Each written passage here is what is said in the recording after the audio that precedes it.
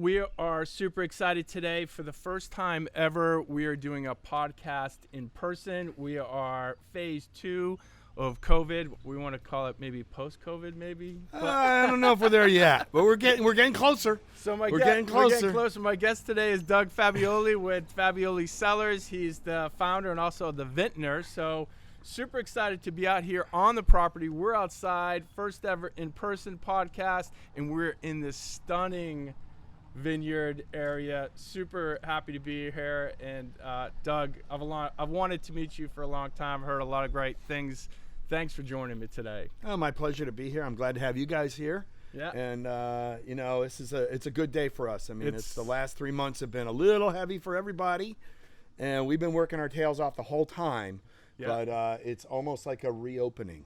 It's it feels cool. That way. Yeah, you guys running around. It feels like opening day of the season. Yep. So and we're going step by step. I yeah. mean, you'll see a lot of these places that they transfer. We're outside a little bit now. Yep. We're actually not going to be inside this weekend, but it's such a great weather day outside. Both days of the weekend, we're going to eat it up as much as we can. Well, loving Mother Nature. It's a stunning day. For those of you guys aren't watching us on video, it is just absolutely beautiful today. 75 degrees, sun's out, not a cloud, well, a couple clouds in the sky. But Doug, let's jump in right with you. Tell us a little bit about your beginning here in Loudoun County and how you started this vineyard.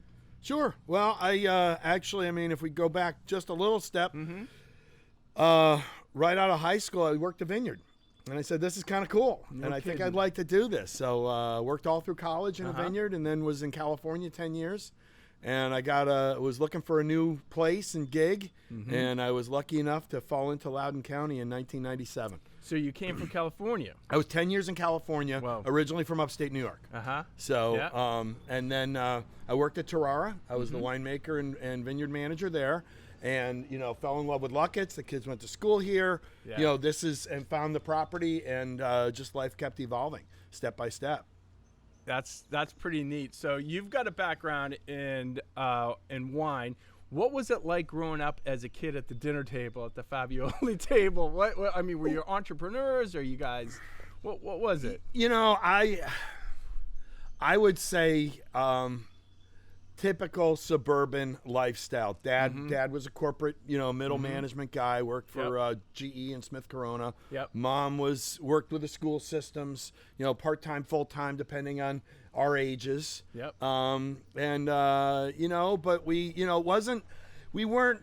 Dad was Italian, but Mom was German, so we really weren't real big wine people. We had wine a little bit, but I did have some other folks, some good Italian neighbors that I buddied up with. Yeah. So I had a good friend there, and went on vacation with the family and learned a little bit more of that Italian style there. Right. And really, I think the biggest thing was with my grandparents in Elmira. They had a nice. It was a house in the city, but he had a lot next door. Grandpa knew enough to buy the empty lot next door, and that was the garden. So we spent so much time in the garden. We grew up in that house on the week. We'd go visit on the weekends and at the summertime, and it was just a couple hours away. But really, that was kind of where I learned the outside space. Right. Or I should say, it influenced a lot. We did the garden at home too. Yeah. But that got deeper. So why wine? Well, my buddy, the Italian guy in Syracuse, his dad planted a vineyard, and he's like, well, I guess we're going to work this. You want to work it? I said, okay, yeah, sure. He didn't really fall in love with it too much, but I did. Yeah. I got the bug. Yeah. It was out there growing the grapes, tasting the product as well, and getting to know what that is and how, God, it's so many things. Once you start learning, you realize how much you don't know. Sure. You can go into wine really, really deep. And, I'm in deep, but there's still a lot further to go. Yeah. When I was in California, we had a consultant that worked for our winery, and his name was Andre Chelichev. And Andre was well known, quiet. He wasn't a rock star like Robert Mondavi, okay, but he was a guy behind the scenes who really made some great wines, and he's got a good history with Beaulieu and other wineries in that area. bringing the whole system up. But I was able to learn from him, and he would come in at 80, 90 years old. He'd come in and still taste wine and mentor. And I kind of said, I want to be that. Right. And I realized how important the mentoring and the teaching was. You wanted to be a mentor at some point in your life. You thought that had value. I liked the wine, and I realized that it was a non-stop education process. Yeah. And I wanted to know it well enough that I would be of that level. Right. And you don't just say, I want to get there, and you show up and you get there. Yeah. It's decades grinding, of work and commitment to keep learning. Sure. And then you're teaching along the way, because the most important thing to teach is don't stop learning. Right. Okay? And you got to be humble enough to keep learning. Yeah. So you think you know it, forget it, you're done. So what obstacles have you had with this piece of property in your business? I'm sure there's probably one every single year, but what were probably a couple of big ones that you remember over the years that you were like, hey, am I going to be able to survive this or not? Well, I mean, there were a few of them along the way. I think my first one was when we first bought the land. We had it for a year, and we were going to settle in, and then one day I ended up without a job, and I was like, we were just getting ready to plant, and I was like, uh-oh, honey, I think we got a problem here. Houston, we got a problem. And I told her, I said, listen, I lost my job. So this was your part-time gig. Yeah, I was a full-time winemaker at Tarara. Oh, I got you. Okay, and I kind of, the boss one day said, you're not going to work here or live here anymore.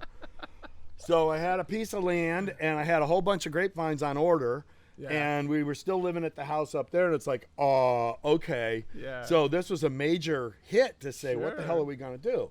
Right. But my wife, I basically said, what are we going to do? She said, we're going. We're doing it. We're putting the grapes in the ground. Shut up. Let's go. Yeah. So, I mean, that was a really important part of my life to realize how deep a partner I had. Yeah. When you hit those kind of rough points, you rely on each other.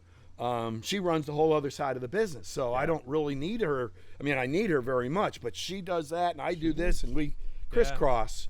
Complement each other well. It really is important, and that level of on that land and the challenge, that was our biggest first challenge. Right. We've had frosts, we've had floods, we've had derecho. We had 8 days without power when that derecho hit in 2012. Right. There's always something, but each step of challenge gives you that much more trust in yourself, confidence, knowledge base, humility, to be able to take on the next challenge. And you actually have your home. Is this your home right here? This is our home. And this is the old tasting room right here below it. So it was your home and the tasting room right below it, which was kind of cool for a while. But then you guys built the new building across the street right here, which is beautiful. So tell me a little bit about that process. Well, what I learned is that whenever you build a building in the wine industry, you say, okay, where's the addition going to go? Before you, because every time you build it, it's like, oh God, that was just a little too small. Right. But that's also a sign of organic growth, okay? Which means that you're not just building this monstrosity because you had all this money from something else. We're a bootstrap operation, so everything we've built has been built on what we did previous, okay, in the industry, and we're both in it. So, it's not, we don't have that outside source. Anyway, so that part of it is key, and when we first started, everything was in the basement of the house. I mean, production was down there too. And it's been a nice slow evolution to be able to build out production and then eventually build out the tasting room. And then we actually use the space here now for the new ag school. So we're able to teach classes in there. We use it for events and different things as well. We use it for the winery, but we're able to do these classes on Saturday mornings and teach people what we've done along the way. So you brought up the ag school. Tell us a little bit about that. Well, I guess this is my piece de resistance. This is really what I feel I've been here for. Is this a legacy? It is a legacy project, and I'm happy to say that. I worked hard to earn the term of Godfather of Loudoun County wines. I always say that, people call me that. And it takes, you don't just get that. That's again kind of, you gotta work it a little bit. Right. And I have some fun with it. But the idea is we've got to do this together. This is a community thing. So by working to teach young folks, to give them that opportunity to get their hands dirty, to learn something else besides what they do in school. Yes. Or maybe that they can learn this in school. Yeah. Okay, and that's really the end goal, because I can't teach everybody. Right. But I'm working hard to make sure I'm teaching teachers and teaching people who will be mentors in the future. So as we get going, I mean, we're teaching sanitation, and we're teaching farm equipment and safety, and a number of other things like that, hospitality, horticulture. We're going to get into animal husbandry and land stewardship. So we've got base level, and then we've got some other levels too that we're going to be getting into about good skills, not just for the 14 to 25-year-olds, but things for later life too. Right. So is it geared for the younger high school kids, and they come here to take the classes and take part in hands-on type things that are associated with your vineyard and your farm? Yeah, it's really that hands-on thing. But the age point, really, we've got a focus point of 14 to forever. Gotcha. Which in many ways is crazy. There is that sweet spot, I think, of these young folks, because they're moldable and they're impressionable. They haven't seen things like this. But then you get folks like us who have been around a little bit, but maybe we don't know what we want to know now. You know, and we have this new piece of land, or we want to start a new project. So the new ag school is the source of those mentors and that information on how to do it. And you can just pop in for a one-day class, or meet the mentor that may be able to coach you, or it may be something that you're going to do as a life change. You know, if you're going to open up a tasting room or some kind of a hospitality thing, well, it's good to meet the guy that runs the restaurant down the road that does a little bit of teaching of classes on the side. Yeah. I would imagine there's a big demand for people or folks in Loudoun County that have 1 to 5 acres, maybe 10 acres, and there's tax benefits also associated with growing product on that land. But what do you say to that person who might have an acre or 5 acres and they want to dabble in it? Is that feasible, or is that just, man, you're just barking up like the wrong tree there? You know, everything is scalable. Yeah. And this is, you know, I came up with a word this week. Is it a garden? Is it a farm? Well, we kind of came up with a farden. Okay. And it's kind of dorky word, but it's somewhere in between. All right. And, you know, if you hook up with a couple of, you know, maybe a store down the road that likes the produce, and if you're into growing that one produce or something, and you do that as a side thing, I mean, that could be something cool and you like to do. What about wine, though?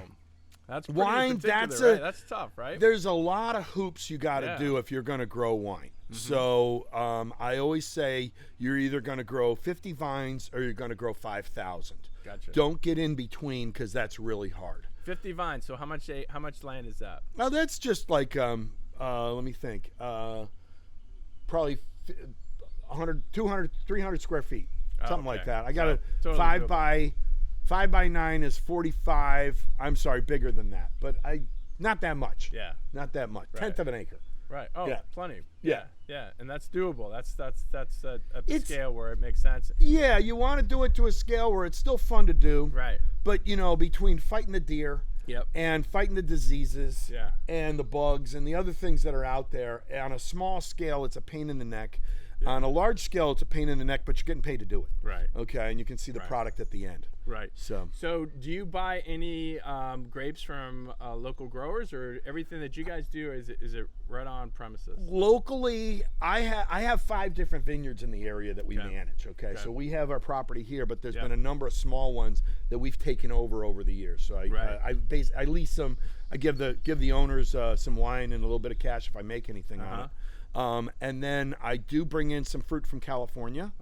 And there is a little bit that I may buy that I didn't grow, but I want to buy it from people that I work with, and I know how they grow. Right. And a lot of them are people that have learned how to grow from me. Yeah. So we have a nice little group that we have fruit moving back and forth, and we all know the quality of the fruit because we all know how we grow. Sure. Yeah. That's pretty neat. So what do you have planned for the future? Wow. What's on your plate? What's your next step? You talk about scaling. Is it has to do with wine, or is it like the ag business, the ag school, or? Well, definitely the ag school is a big focus right now. I think with the whole COVID challenges that we've had, it's highlighted how important our lands, our food, our outside space is in life and in lifestyle, and health and all that. So I think there's an awful lot for us to be involved in and educate people on, learn for ourselves, and share that knowledge and share the workability. You know, not everybody's going to want to work in a box anymore. Right. And not that they really wanted to work there. That's just where the money was. Right. So maybe the money's not that important, and we got to look at life. Anyway, so there's definitely a lot of ag school stuff going on. As far as here at Fabbioli, you know, we're still trying to find that sustainability, meaning that, you know, my wife and I work really hard. So we're trying to figure out how we can get a little bit more time off, build our team up to a point where we can catch our breath a little bit easier. Sure. And we worked all through COVID, so there was really no break. We were working to sell wine and marketing, and we were farming and all that. So as long we didn't see the customers face to face, but we definitely ran our business. Well, that's great. That's good news. And you know, from that, we want to continue learning and seeing how we can. You know, these people need this space. Sure. And we want to do our job to make it, you know, we worked a lot to clean this area up better. We utilized the time that we had, and I'm real proud of where we're at right now. Yeah, well, it's beautiful. Well, we're drinking right now, and I apologize for those folks who are not watching on video here, but we've got a cider here. Tell us about the cider there, Doug. I didn't know you guys had it. So it's called Ladies Man. Ladies Man. So Fabbioli Cellars. I'll show it. Kind of cool label there with the cat. Yep, Warren's wandering around here somewhere. Warren the cat, is that Warren the cat, and then he's got his buddy is Goldie, and he's the attitude adjuster. So that's this one's got a little bit of sweetness. Raspberry is in this. Okay, so we do the same raspberry that we use for the Raspberry Merlot. We'll use that in here as a character. And what got you into cider? You know, I've always dabbled in the fruit. So we had that Raspberry Merlot going, and then the pears, I found a pear tree on the farm, and I was like, God, I got to do something with these. So we started making, I made a pear port, and then I made a pear wine, and I worked with Catoctin Creek for their Parisa. So I've been making the base for them on that. And then we started the Perry, which is a pear cider, and I was like, well, I can do apples just as easy as I can do pears. So it's been kind of an evolution. And I didn't really, everybody's like, are you going to make beer? I was like, no, I don't want to make beer. I let the beer guys do that. It's a cleaner process. And I'm just a little bit sloppier in the winery. I don't want any infections. Okay, so that's what we've been doing. But I was able to latch into some good local growers of the apples. And we've got the Ladies Man, the Attitude Adjuster, that Perry, and I'm looking at a straight up apple as well. So the Attitude has the hops in it that we grow here on the farm. So, well, this is delicious. This is really good. Nice and refreshing. And I can't sit in the middle of the day and have a glass of wine. I won't get up. Okay. So a cider keeps it light, and I keep moving. You know, especially a day like today. I got work to do. Chilled. So. Yeah, it's perfect. Yeah, this has been a lot of fun, Doug. Let's give a shout out to the Fabbioli Cellars. How can they reach you? Okay. If they want to talk to you, they're interested about your wine, your ag business, or they just want to come out and enjoy the day. We're there on the Facebook at Fabbioli Cellars, and you can see me out there too. Highly social on social platforms. The whole social media thing is something that you pick and choose what you want to put out there, and I work hard at that and make some decisions, have some fun, get some thought. I want to make sure that I show people I'm thinking, and I expect other people to think too. Don't just repeat stuff. Learn it and see it and think about it and see what's smart. Because it's the smartness that's going to get us through to the next level. And we really want people to, you don't want to be the one that's right all the time. You want to be the one that's smart all the time. And part of being smart is saying, maybe I'm not right. That's really the most important thing. I agree. So anyway, But yeah, Fabbioli Cellars. We're up here just north of Leesburg. Yep. On your way to Luckett's. 15 north. Yep. FabbioliWines.com. The new Ag School is on the Facebook also. Good. And always looking for, it's a nonprofit that we've been running, and if you can give us some support, we love that. Involvement as a mentor, or if you have a young folk or somebody that's a little bit more seasoned that wants to just learn something new, check us out. We do classes at 9 o'clock on Saturdays. Okay. Check us out. Sign up, because we move the classes around to different farms in the area too. So we're teaching all kinds of different things, and that's really kind of the fun stuff that we do. That's pretty neat. Cool. I like your Boston Sitco hat. Oh yeah, my son just moved up to Boston, so he gave me the hat. And are you from the area up there? Yeah, I grew up north of Boston and Reading. Okay, yeah, cool. I recognize it. He's in Quincy. Yeah. And he's got his girlfriend's down in Bridgewater. I think he found his new town. Cool. So it's pretty cool. I'm Red glad Sox that, fan. and it gives me a reason to go up there and visit. So we're looking forward to that. Yeah. So. Hey, Doug, cheers. Hey, cheers. Thanks, for JC. having me. Pleasure. Appreciate it. Doug Fabbioli, Fabbioli Cellars. Check them out. Beautiful place. Great cider, great wine. You guys going to love it. All right. Cheers. Cheers.